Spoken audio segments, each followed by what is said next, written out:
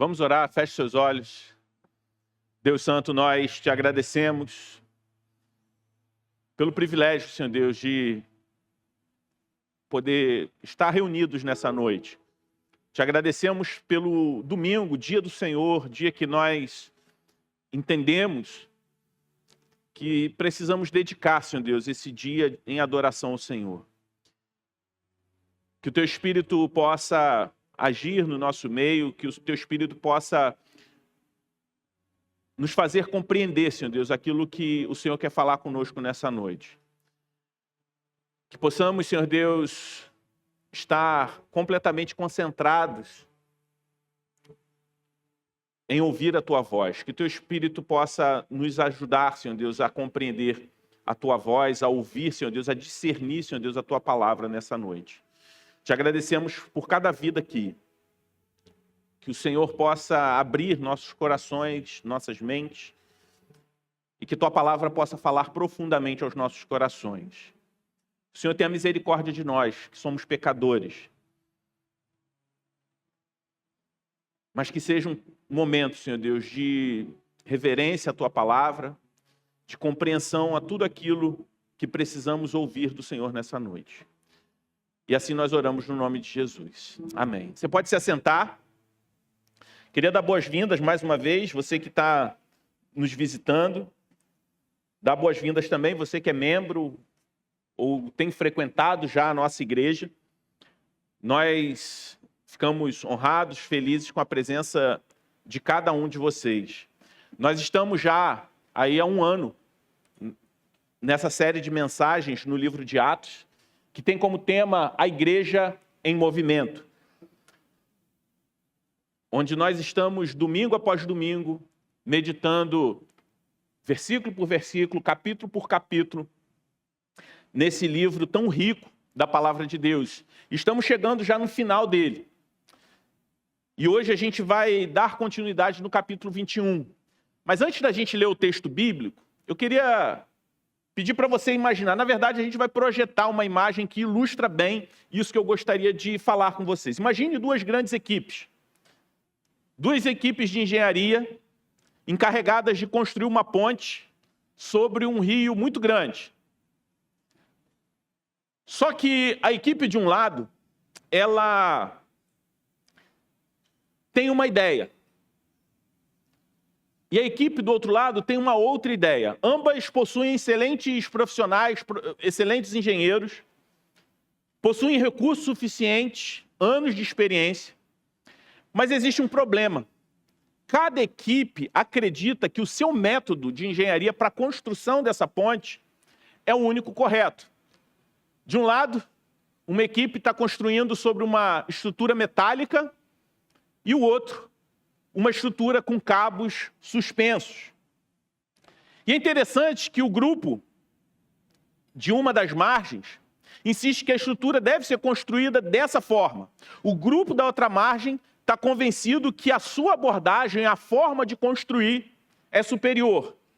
E com o passar do tempo, as discussões elas se tornam mais importantes do que a própria ponte. As reuniões se multiplicam, os argumentos ficam cada vez mais sofisticados e as convicções de cada uma das equipes mais rígidas. E, ironicamente, enquanto todos defendem de forma apaixonada a sua visão do projeto, a ponte ela continua inacabada. O rio permanece separando as pessoas, as cidades dos lados opostos continuam isoladas e o objetivo principal ele é perdido. O problema não é falta de competência, não é falta de recursos. O problema é que cada um dos lados está mais comprometido em preservar o seu método, a sua ideia, do que cumprir a missão de unir dois lados desse grande rio. Por que eu estou falando isso? Por que eu estou trazendo essa ilustração? Olha agora para a igreja. Quantas vezes fazemos exatamente da mesma forma? Dizemos que queremos unidade, mas somente se todos concordarem conosco. Dizemos que queremos alcançar pessoas, mas esperamos que elas se tornem parecidas conosco antes mesmo delas caminharem com Cristo. Dizemos que queremos o avanço do Evangelho, mas frequentemente confundimos o Evangelho com as nossas preferências culturais, com as nossas tradições e os nossos métodos. E é exatamente nesse ponto que Atos 21 nos encontra.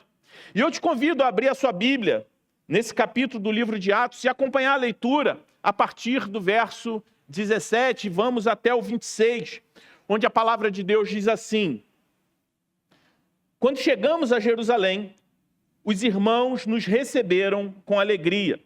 No dia seguinte, Paulo foi conosco encontrar-se com Tiago, e todos os presbíteros se reuniram.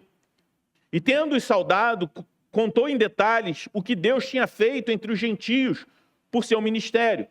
Ouvindo isso, eles deram glória a Deus e lhe disseram: você percebe, irmão, que há milhares de judeus que creram e todos são zelosos da lei? Eles foram informados que você ensina todos os judeus entre os gentios a apostatarem de Moisés, dizendo-lhes que não devem circuncidar os filhos, nem andar segundo os costumes da lei. Que faremos então? Certamente saberão que você já chegou. Faça, portanto, o que vamos dizer. Estão entre nós 4 homens que voluntariamente fizeram um voto. Leve esses homens, participe da cerimônia de purificação com eles e pague a despesa deles, para que rapem a cabeça. Assim, todos saberão que não procede a informação que receberam a respeito de você e que, pelo contrário, você mesmo vive de conformidade com a lei. Quanto aos gentios que creram, já lhe transmitimos decisões para que se abstenham das coisas sacrificadas a ídolos, do sangue, da carne de animais sufocados e da imoralidade sexual. Então Paulo, levando aqueles homens no dia seguinte, tendo purificado com eles, entrou no templo, acertando o cumprimento dos dias da purificação, até que se fizesse a oferta em favor de cada um deles. Essa é a palavra de Deus para nós. O que esse texto tem a ver com a ponte e o que está acontecendo aqui? Paulo acaba de concluir a sua 3ª viagem missionária.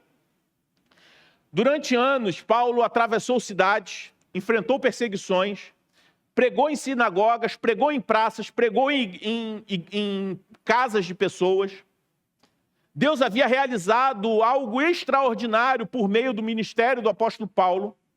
Gentios estavam abandonando os seus ídolos, estavam colocando a sua fé em Jesus, igrejas estavam sendo plantadas e o evangelho rompia barreiras étnicas, culturais e sociais.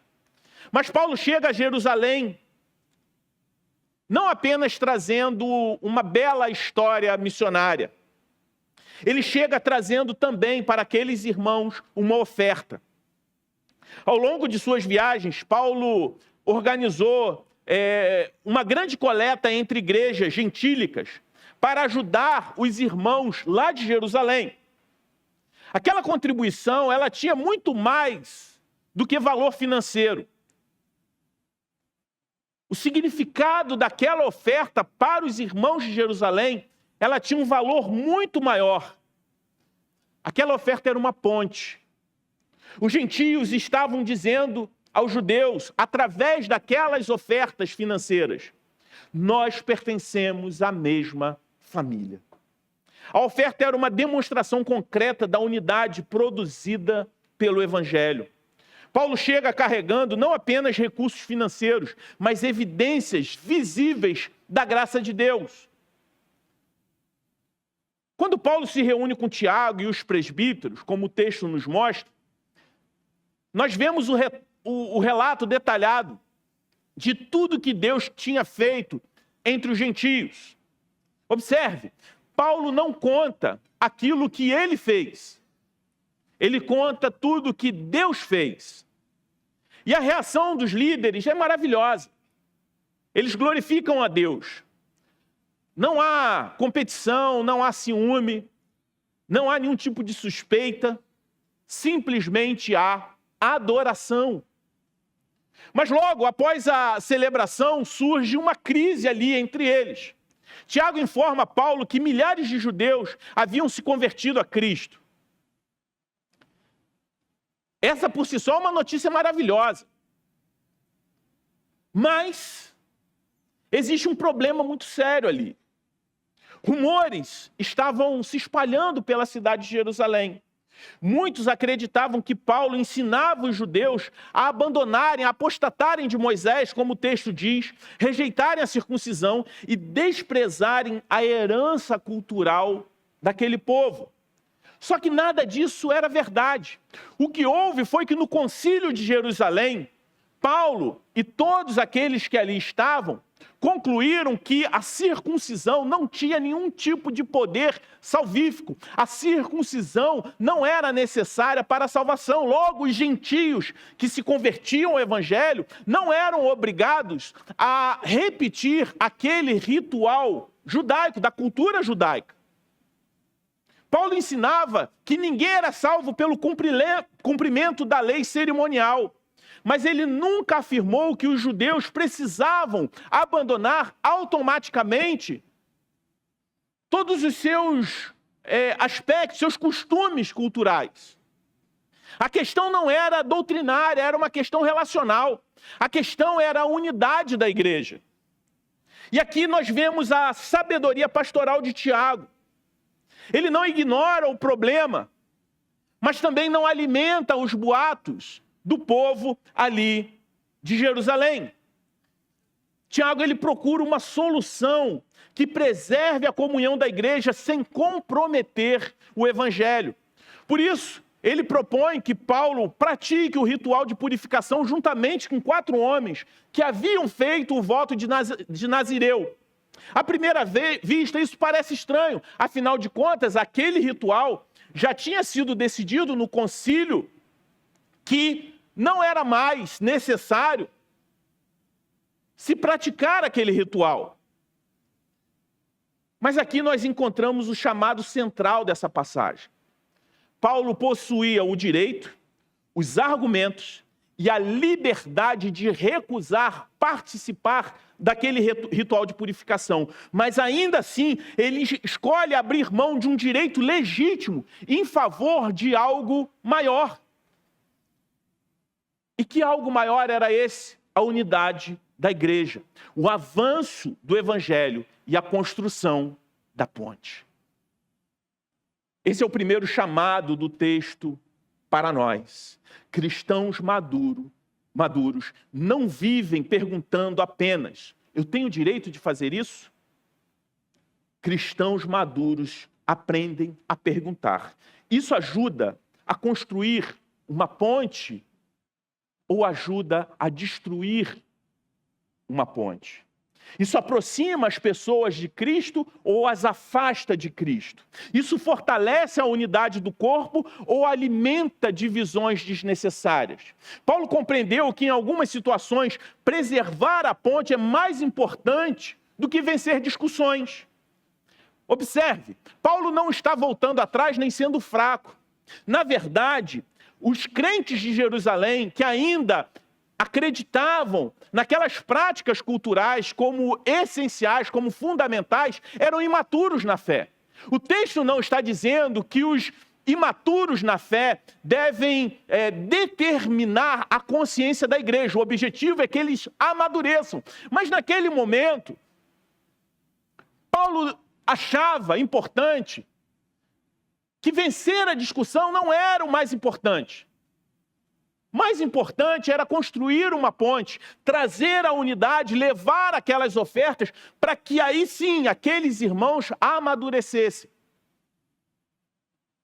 Paulo compreendeu que em algumas situações preservar a ponte é mais importante do que vencer a discussão. E esse continua sendo um dos maiores desafios da igreja hoje, da vida cristã hoje. Se o primeiro movimento do texto nos mostrou o padrão de Deus para a nossa vida, agora nós precisamos fazer uma pergunta desconfortável. Por que isso é tão difícil? Por que agir dessa forma, abrir mãos de direitos, é tão difícil? Por que abrir mão de um direito legítimo parece para nós tão doloroso? Porque é mais fácil construir muros do que construir pontes com as pessoas. Observe novamente a situação de Paulo. Ele chega a Jerusalém trazendo uma oferta generosa para aquela igreja ali. Notícias do avanço do evangelho, relatos da graça de Deus entre os gentios, só notícia boa. Apesar de toda a perseguição, de tudo que ele sofreu, o relatório missionário de Paulo era sensacional. Ele chega empolgado, com dinheiro, com boas notícias, e o que ele encontra? Rumores, suspeitas e acusações. Pessoas que haviam formado opiniões sobre ele, sem sequer ouvi-lo. Repetindo histórias distorcidas sobre o seu ministério. Pessoas que transformaram o irmão em uma caricatura. Isso deveria soar familiar para nós, porque o problema de Jerusalém continua vivo nos nossos corações. Também gostamos de simplificar pessoas, encaixá-las em categorias. Gostamos de ouvir uma versão parcial da história. Gostamos de ouvir ou formar uma imagem, um julgamento a partir de uma única fala, antes de tentar compreender o que aquela pessoa está querendo dizer ou o que aquela pessoa passou. É muito mais fácil defender a nossa tribo do que amar os nossos irmãos. É muito mais fácil levantar um muro do que construir uma ponte. E aqui nós encontramos uma das grandes ironias da religiosidade humana. Os cristãos judeus de Jerusalém, eles estavam defendendo algo que, por si só, não era errado. Aquele ritual, por si só, não era errado. O problema era o poder que se atribuía a ele. Eles valorizavam tradições que faziam parte da história daquele povo. O problema não era a existência desses costumes, mas transformar esses costumes em critérios de julgamento espiritual. E é exatamente isso que nós continuamos fazendo ainda hoje. Pegamos algo secundário e transformamos em algo absoluto. Pode ser um estilo de culto, uma preferência política, uma forma de educar os filhos, uma tradição denominacional ou até mesmo uma convicção teológica que é legítima. Sem perceber, passamos a enxergar os outros através dessa lente. E a pergunta deixa de ser, essa pessoa de fato ama Jesus?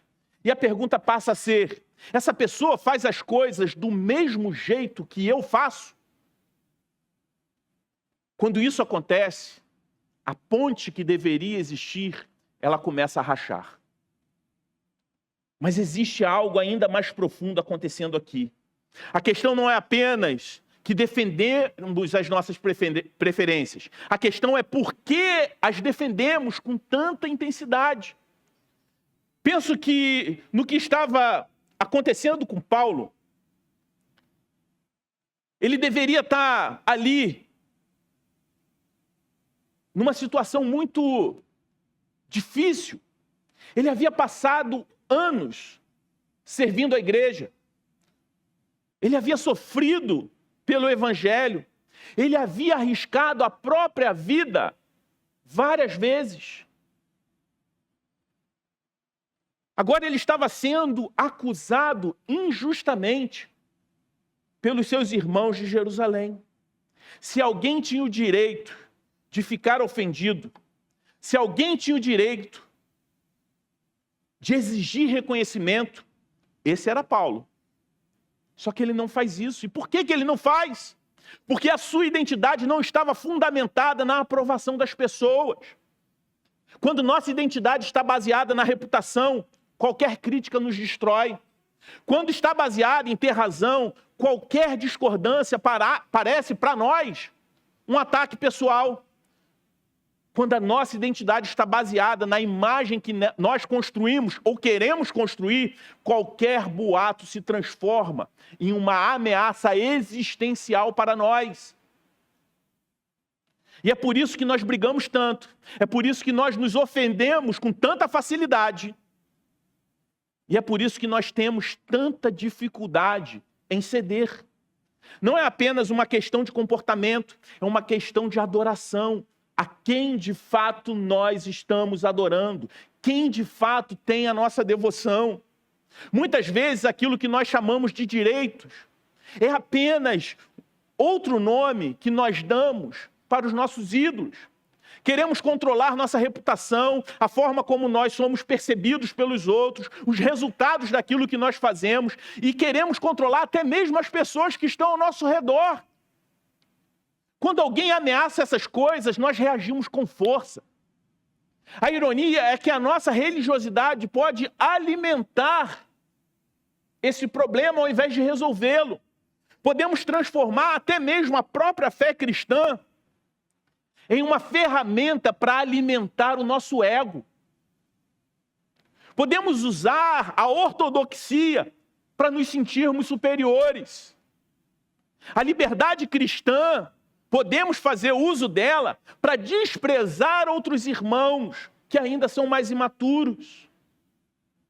Podemos usar a tradição para julgar pessoas e até mesmo a missão para nos tornarmos arrogantes.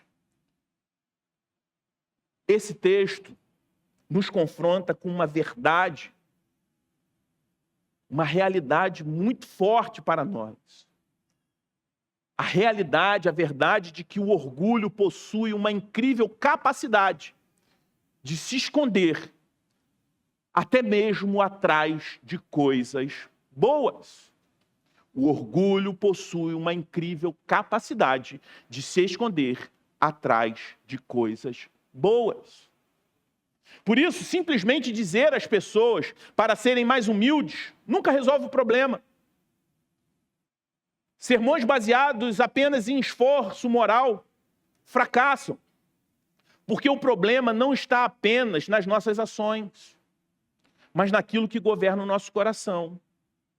Enquanto o coração continuar procurando identidade em qualquer coisa que não seja Cristo, nós permaneceremos nas margens de lados opostos do rio, defendendo nossas posições, justificando nossos comportamentos e observando a ponte que permanece inacabada. Nós sabemos o que deveríamos fazer, mas nós temos um problema na nossa planta original, o problema do pecado. Nós sabemos que deveríamos construir essa ponte, mas por que é tão difícil fazer isso? Nós precisamos de algo mais profundo do que um novo comportamento, uma nova ideia. Nós precisamos de uma nova identidade. E como nós encontramos essa nova identidade? Olhando para o arquiteto, para o engenheiro que desceu até nós para resolver o problema da ponte. Se você observar atentamente esse texto, você vai perceber algo muito impressionante. A grande pergunta do texto não é como Paulo conseguiu agir assim. A verdadeira pergunta que esse texto propõe para nós é o que aconteceu com Paulo para que ele pudesse agir assim. Porque sejamos honestos, o comportamento de Paulo aqui ele não é natural. Ele chega a Jerusalém trazendo uma oferta para ajudar aquelas pessoas da igreja de Jerusalém. Ele chega trazendo notícias de expansão do evangelho. Ele chega trazendo notícias que são evidências da graça de Deus entre os gentios. E em troca, ele recebe suspeitas, desconfianças e acusações injustas. A reação natural seria autodefesa. Seria dizer, depois de tudo que eu fiz por vocês, é assim que vocês me tratam. Mas Paulo não faz isso. Paulo não exige reconhecimento. Paulo não reivindica os seus direitos. Paulo não ameaça abandonar a igreja, nem responde aos rumores com arrogância. Pelo contrário, ele aceita uma proposta feita por Tiago. Mesmo sabendo que isso lhe custaria tempo, dinheiro, desgaste emocional e possivelmente lhe custaria ainda mais incompreensão. Porque ao fazer o ritual, beleza, ele seria bem aceito pelos judeus ali de Jerusalém. E os crentes, gentios, que ele havia afirmado para eles que nenhum ritual cerimonial judaico era necessário. Como alguém chega a esse nível de liberdade que Paulo demonstrou? A resposta é que Paulo não está aqui vivendo a partir da sua própria história. Ele está vivendo a partir da história de Jesus. Tudo que vemos aqui é um reflexo da cruz. Paulo não está criando um novo caminho. Ele está seguindo os passos do seu Salvador. Quanto mais observamos Atos 21, mais paralelos encontramos entre Paulo e Cristo. Paulo chega em Jerusalém sabendo que o sofrimento aguardava ele, é o que nós vimos na semana passada. Antes de ir para lá, ele sabia que o que aguardava ele em Jerusalém era sofrimento. E quando a gente olha para Cristo, Jesus também caminhou para Jerusalém sabendo exatamente o que lhe esperava. Quando a gente olha para Atos 21, nós vemos que Paulo é alvo de rumores, de falsas acusações. Quando a gente olha para Jesus, nós vemos alguém que foi alvo de falsas testemunhas. Paulo abre mão de direitos legítimos que ele possuía de não ter que participar daquele ritual. Quando a gente olha para Jesus, nós vemos aquele que abriu mão de glórias infinitamente maiores. Paulo aceita ser mal compreendido para preservar a unidade da igreja. Jesus aceita ser rejeitado para reconciliar pecadores com Deus. Mas existe uma diferença fundamental entre Paulo e Jesus. Paulo apenas aponta para a ponte. E Jesus é essa ponte, como o texto que nós lemos aqui no início do culto. Daquele que destruiu o muro de inimizade e conectou dois povos e dele fez um só. É aqui que a metáfora que nos acompanhou durante esse sermão, a ilustração da ponte, encontra o seu verdadeiro significado. Desde o início falamos sobre um rio separando duas margens e sobre pessoas tentando construir uma ponte. Só que entre nós e Deus não existia simplesmente um rio, mas um abismo muito mais profundo do que qualquer divisão entre judeus e gentios. Existe um abismo entre um Deus santo e pecadores rebeldes. E esse abismo é o verdadeiro problema da humanidade. Verdadeiro, grande problema da humanidade não são os grandes problemas sociais, a violência, a fome, a pobreza. Tudo isso é terrível.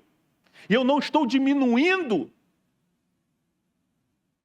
esses problemas. O que eu estou falando é que o verdadeiro problema da humanidade é muito maior do que as guerras que estão acontecendo hoje. O verdadeiro problema da humanidade é muito maior do que governantes inconsequentes, corruptos. O verdadeiro problema da humanidade é o abismo que separa um Deus que é totalmente santo e homens e mulheres pecadoras e pecadores. É uma distância grande demais.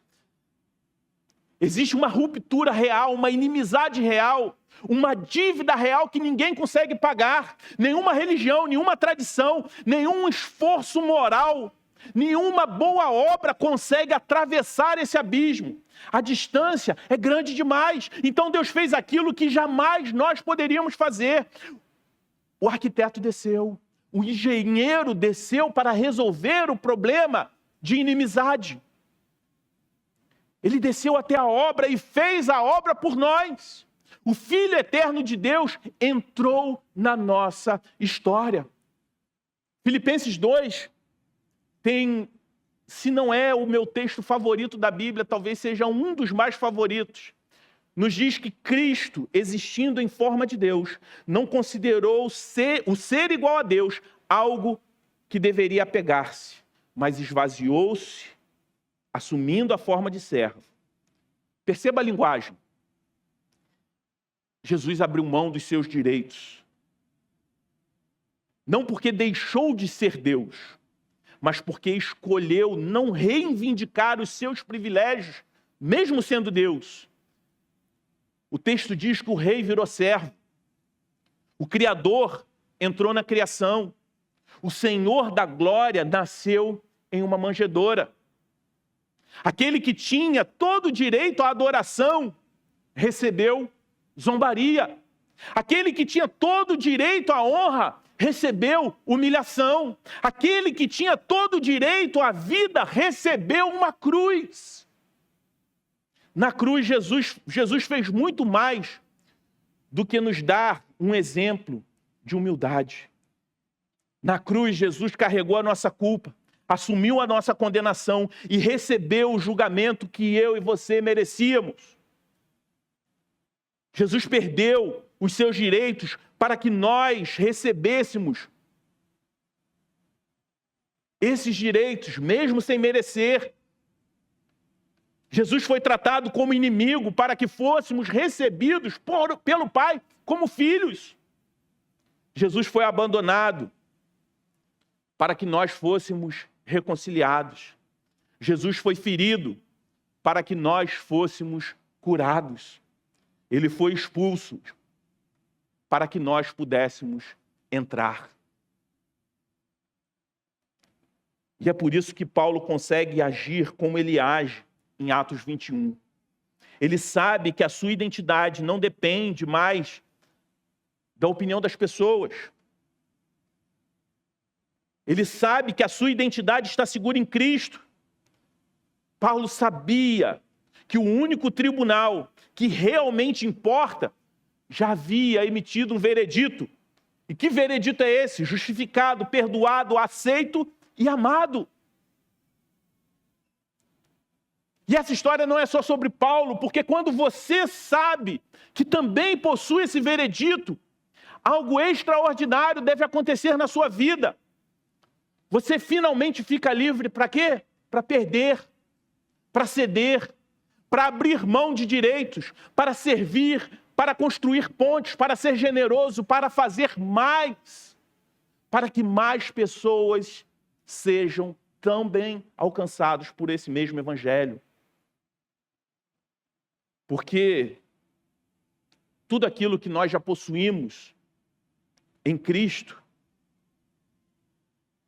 é suficiente para nós. E nós abrimos mão de tudo aquilo que antes nós tentávamos proteger em nós mesmos. Então, por que e como, por meio de Cristo, nós podemos fazer isso?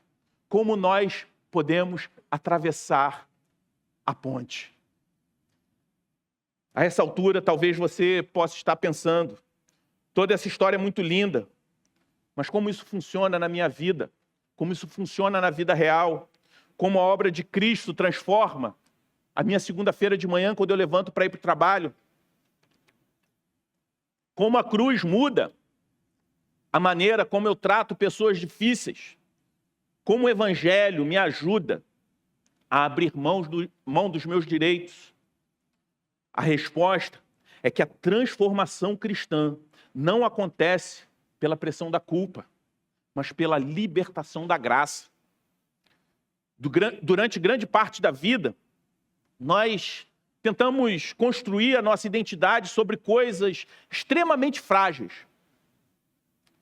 Alguns constroem a sua identidade através de sucesso profissional, outros sobre o seu reconhecimento e nas mais diversas áreas, às vezes até mesmo aquilo que ela faz na igreja. Lembra o que eu disse? Que o orgulho tem a capacidade de se esconder atrás de coisas boas. Outros constroem a sua identidade a partir da sua reputação, até mesmo atrás do seu conhecimento teológico, talvez atrás de uma aprovação familiar. Mas todos esses alicerces possuem o mesmo problema. eles podem ser abalados e serão abalados em algum momento. Por isso, nós reagimos tão mal às críticas, temos tanta dificuldade em ceder e passamos a vida tentando defender territórios, preservando imagens que nós criamos sobre nós mesmos. Mas o Evangelho ele deve nos transformar. Quando nós compreendemos que Cristo viveu a vida que nós não conseguimos viver, e ao mesmo tempo ele morreu a morte que nós merecíamos morrer, algo radical acontece em nós. Nós finalmente descansamos. Não precisamos mais provar o nosso valor. Nós não precisamos mais construir a nossa própria justiça. Nós não precisamos mais vencer todas as discussões inúteis. Em Cristo você já foi aceito, amado, perdoado e adotado. Pense em quantos conflitos poderiam ser transformados se nós vivêssemos assim. Quantos casamentos permanecem presos em discussões antigas, porque ninguém quer dar o primeiro passo? Quantas famílias continuam divididas por orgulho acumulado por anos e anos? Quantas pontes permanecem quebradas, porque cada lado espera que o outro peça perdão primeiro? Pense também na vida da igreja. Vivemos em um tempo de enorme polarização, discussões, sejam elas políticas, culturais, ministeriais, litúrgicas, que frequentemente essas discussões ocupam um espaço que pertence ao Evangelho. Fazemos exatamente o que os cristãos de Jerusalém estavam fazendo. Transformamos questões secundárias em testes de espiritualidade, confundimos tradições, gostos pessoais em mandamentos divinos. E começamos a medir a maturidade das pessoas, não pelo quanto elas são maduras, mas pela semelhança delas conosco. Porque o nosso foco não é Cristo, mas nós mesmos. Mas em Atos 21, somos desafiados a fazer perguntas diferentes. Não apenas a pergunta se eu estou certo, mas eu estou construindo pontes para que o Evangelho alcance aquelas pessoas. Não apenas eu tenho liberdade para fazer tal coisa, mas será que isso ajuda outras pessoas a enxergarem Cristo em mim, através de mim? Não mais. Eu posso insistir nesse direito que eu possuo, mas será que vale a pena insistir nisso? Essa era a lógica de Paulo. Ele sabia distinguir aquilo que era essencial daquilo que era secundário. Quando o Evangelho estava em jogo, Paulo ele não recuava nem 1 milímetro.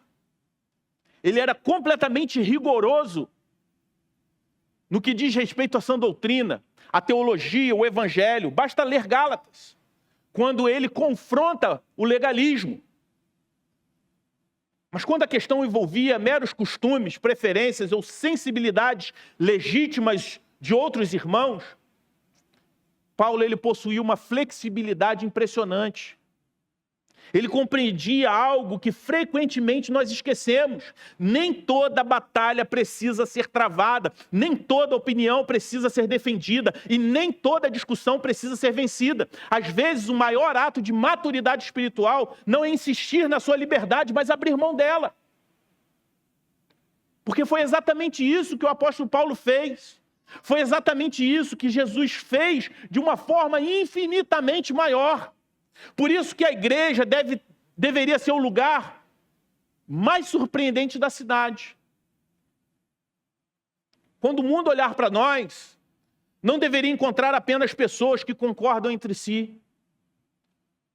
Porque isso qualquer grupo social pode produzir. O que deveria chamar a atenção é encontrar pessoas profundamente diferentes vivendo em unidade. Jovens e idosos, ricos e pobres, acadêmicos e pessoas simples, convertidos recentes e crentes maduros, todos reunidos, não porque pensam igual sobre tudo, mas porque foram reconciliados pelo mesmo Salvador. Essa é a ponte que o Evangelho constrói. Uma comunidade onde a graça é maior do que o ego, a cruz é maior do que as preferências e Cristo é maior do que as tribos. E talvez essa seja a pergunta final para nós em Atos 21. A pergunta final que esse texto que nós lemos coloca diante de nós hoje. Qual a ponte que Deus está chamando você para construir? Talvez exista alguém que você precisa procurar. Talvez exista um pedido de perdão que precisa ser feito. Uma ofensa que precisa ser liberada. Ou um direito legítimo que precisa ser colocado aos pés da cruz. Talvez exista dentro de você um orgulho que precisa morrer.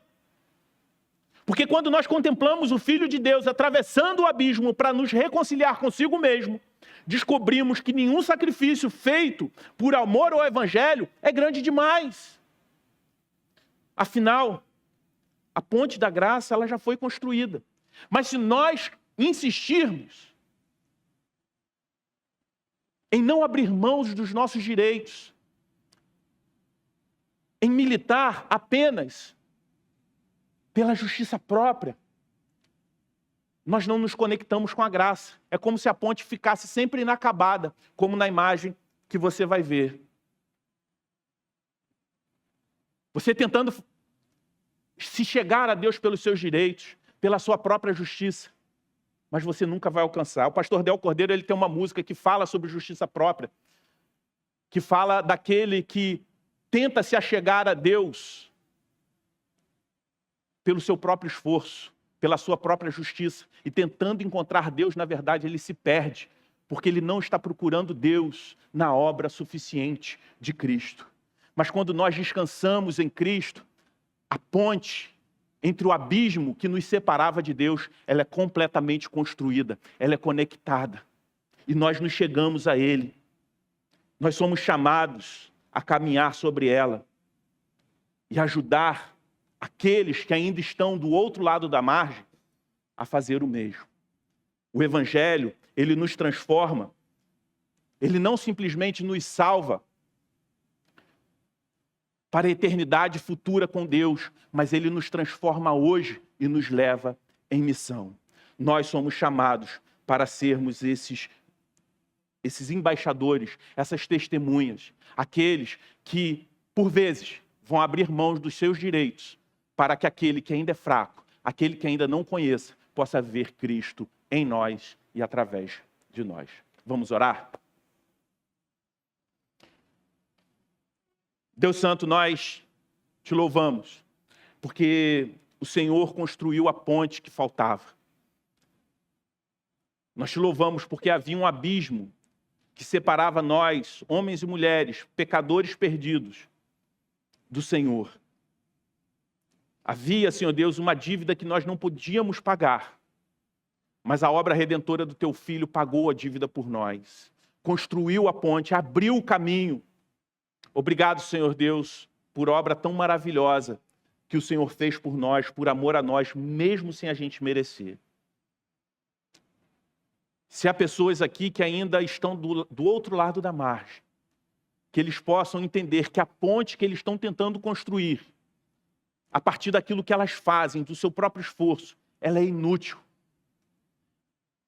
Que elas possam entender que existe uma ponte perfeita, onde o grande engenheiro desceu até ela e fez essa obra por nós.